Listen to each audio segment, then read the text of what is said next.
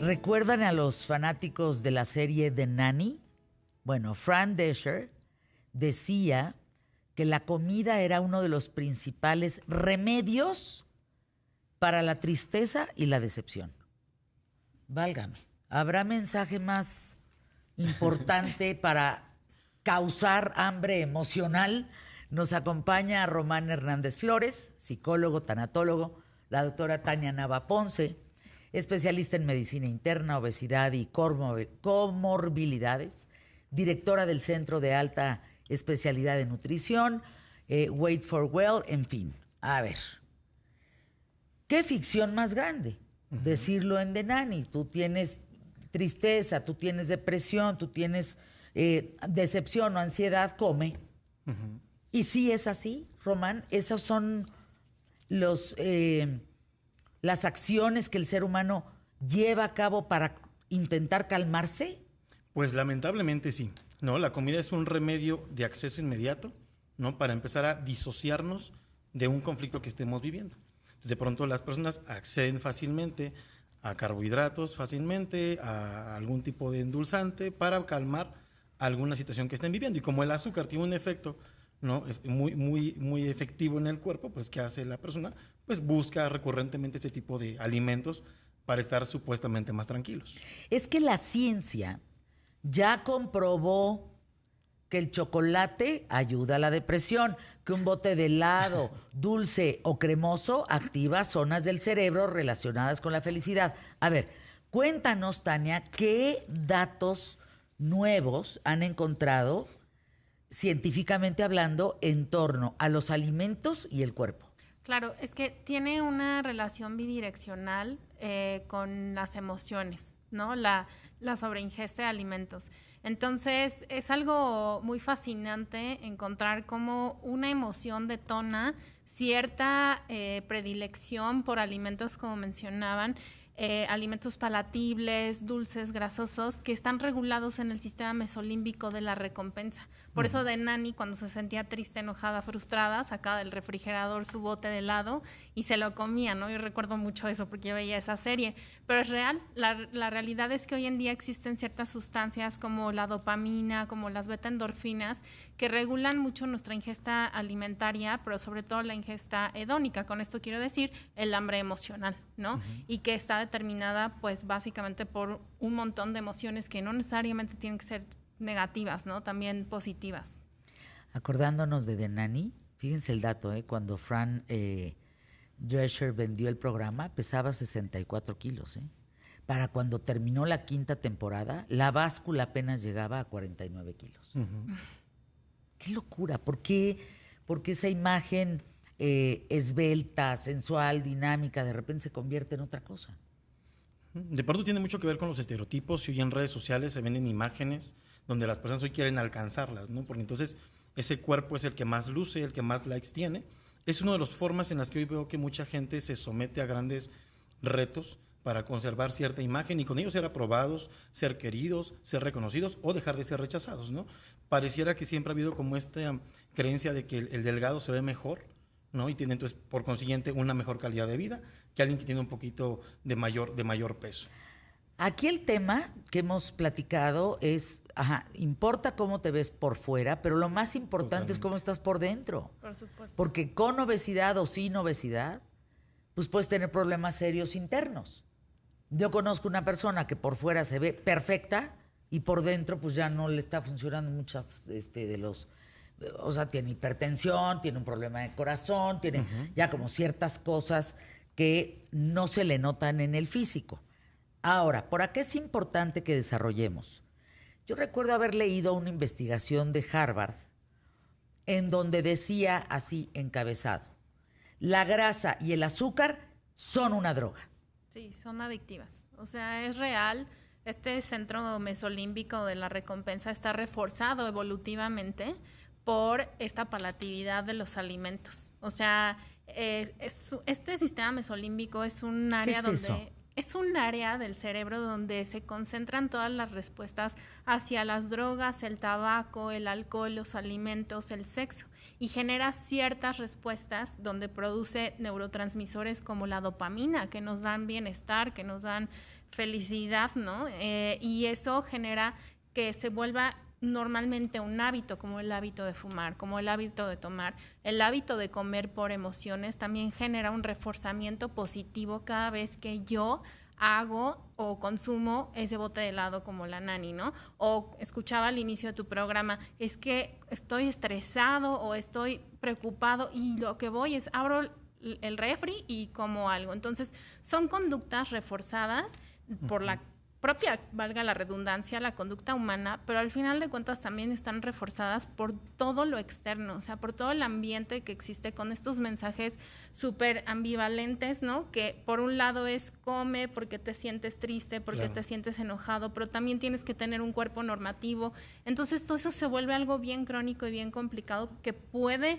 Al final nosotros, bueno, yo como soy especialista en obesidad, claro que veo muchos pacientes comedores emocionales que pues es lo que detona la obesidad o el sobrepeso, pero también puede detonar trastornos de conducta alimentaria, un trastorno por atracón, anorexia, etcétera, ¿no? Entonces, la realidad es que es algo que se tiene que tomar con mucha seriedad. Hablando de pacientes, Tania, ¿cuál es el que, sin mencionar nombres obviamente, pero el que has visto con un mayor atracón? ¿Cómo fue ese atracón? Pues son atracones severos, o sea, tenemos pacientes que planean los atracones, es decir, o sea, pasan por un evento estresante, ¿no? Llámese pues, síntomas de depresión o ansiedad, que generalmente son los que lo detonan, y a partir de ahí hemos visto cómo los pacientes cursan con atracones severos e incluso planifican la acción. Es decir, todo esto que te mencionaba del sistema mesolímbico tiene una conexión con la corteza prefrontal, la ejecutiva, lo que nos hace ejecutar una acción.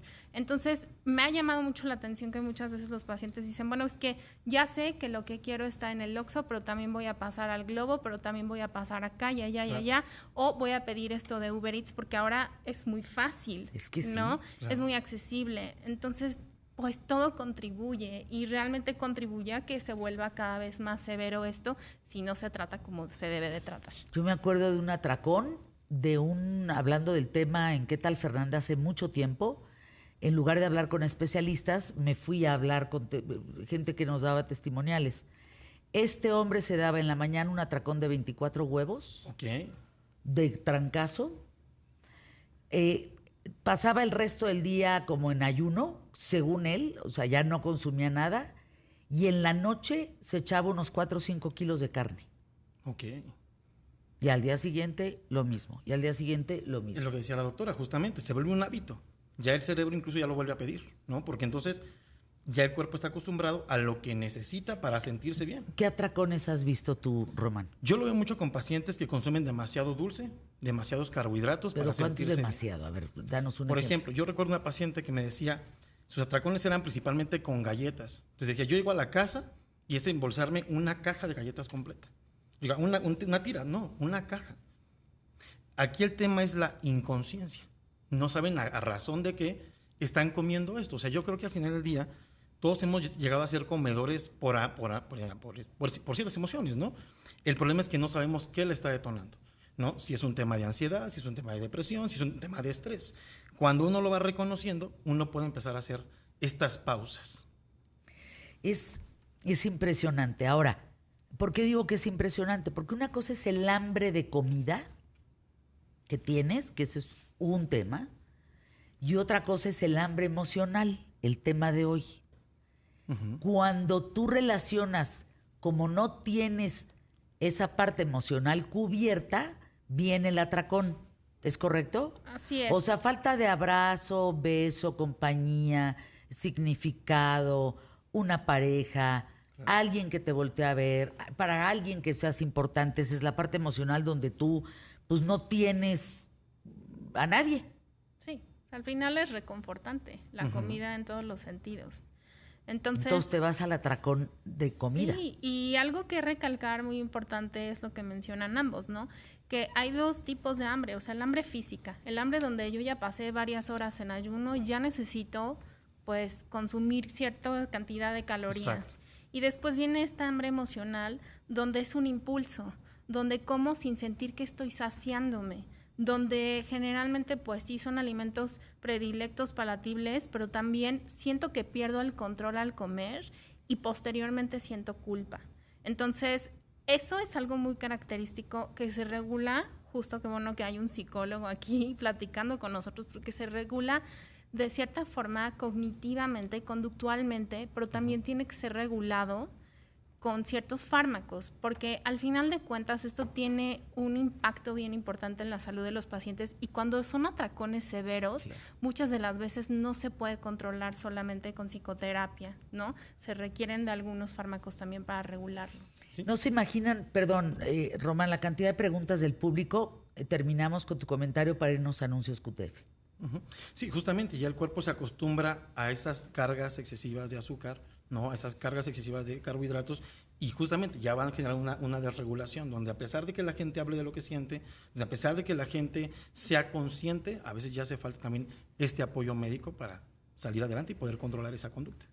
Para que yo me coma un pan dulce, le cuelga.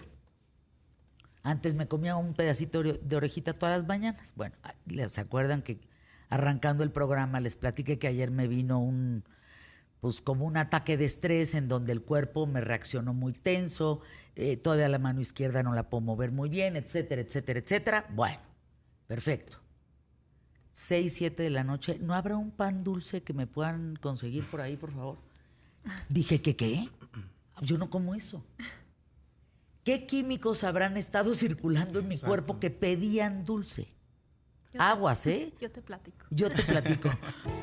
Hambre emocional, rompimientos amorosos, pérdida de un empleo, soledad, estrés, duelos, ansiedad. Todo eso te puede causar hambre emocional. ¿Estamos? Totalmente. Ahora, fíjense, preguntas del público.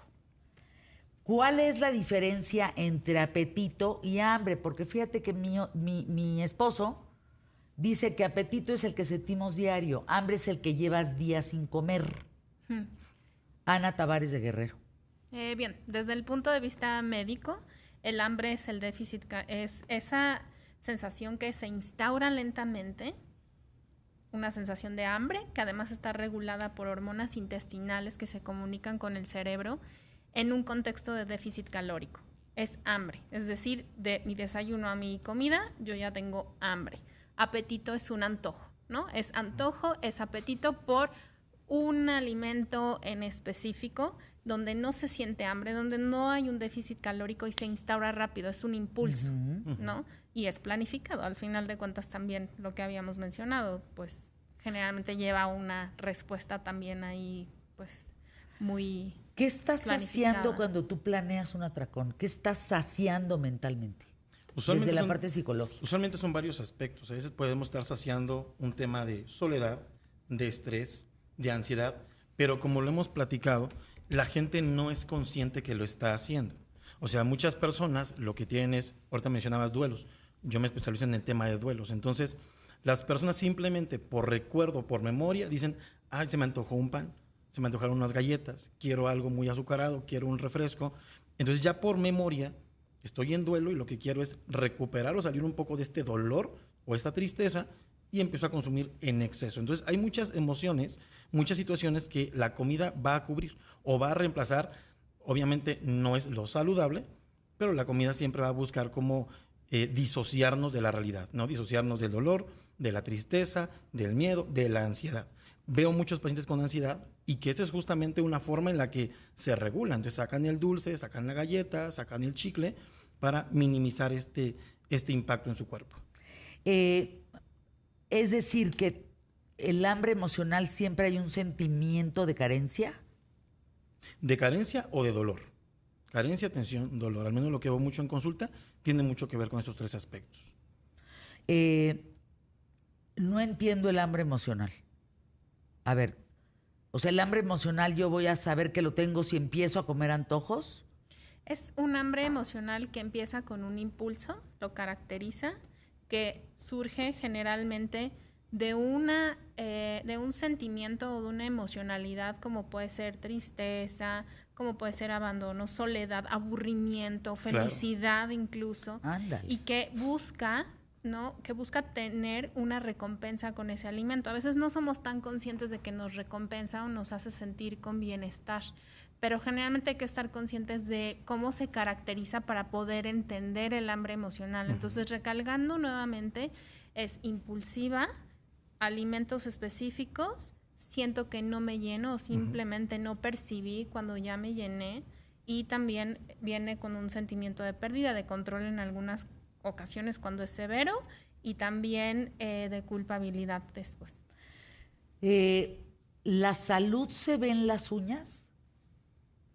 Sí. A mí eso me Sí, llama claro. mucho la atención porque dicen, a ver, ve el pelo, ve las cejas, ve las manos, ve los pies, ve las uñas y ahí está tu salud. Claro, lo que no se ve a veces es la salud mental, ¿no? Exacto. A veces sí. Ándale. O sea, a veces sí hay que acudir con personas pues que tienen el expertise para poder identificar que están teniendo este tipo de síntomas de Y hambre que también a lo emocional. mejor sí lo podemos ver en las manos cuando la gente tiende a morderse las uñas, a Claro, arrancarse los... ansiedad. Exacto, por la ansiedad. Y que también no está saciada justo por un alimento, pero sí con una conducta disociativa. Entonces, yo no puedo manejar... Algo que yo recalco mucho con mis pacientes es somos pésimos en manejar el dolor. Entonces, siempre nos han dicho, evade el dolor. Me siento triste, me siento aburrido, no sé manejar esto, tengo que buscar la forma en cómo disociarme. Tengo que traer algo en la boca. Desde chiquitos empezamos comiendo desde la boca, ¿no? Desde el alimento mamario, desde el chupón, desde cosas que llegaban a la boca para calmarnos. El niño lloraba, denle una mamila. Entonces tenemos esta historia donde tengo que tener algo en la boca para estar tranquilo. No tengo en este momento algo en la mano, no tengo algo que beber, empiezo con los dedos. No puedo manejar el dolor.